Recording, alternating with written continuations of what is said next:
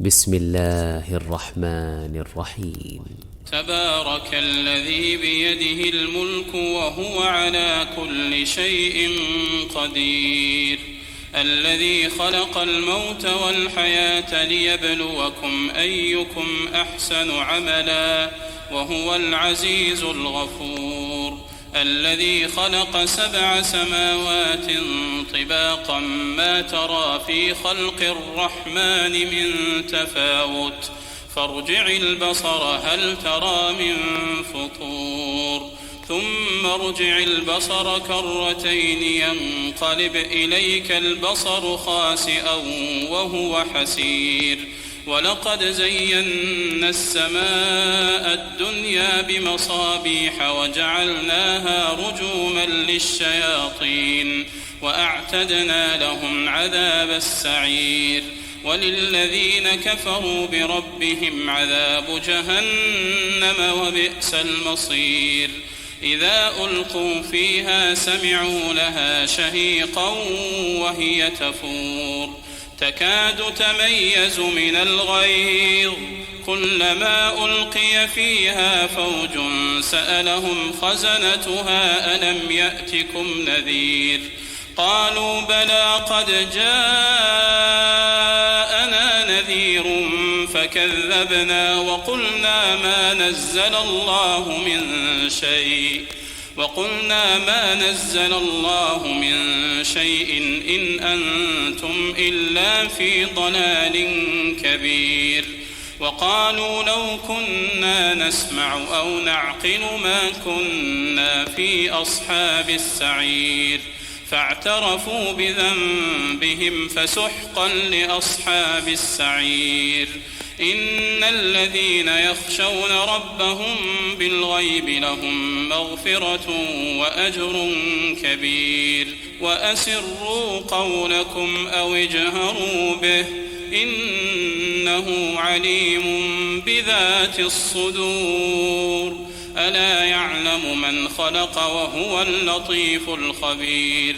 هو الذي جعل لكم الأرض ذلولا فامشوا في مناكبها وكلوا من رزقه وإليه النشور. أأمنتم من في السماء أن يخسف بكم الأرض فإذا هي تمور، أم أمنتم من في السماء أن يرسل عليكم حاصبا فستعلمون كيف نذير. ولقد كذب الذين من قبلهم فكيف كان نكير. أولم يروا إلى الطير فوقهم صافات ويقبضن ما يمسكهن إلا الرحمن إنه بكل شيء بصير.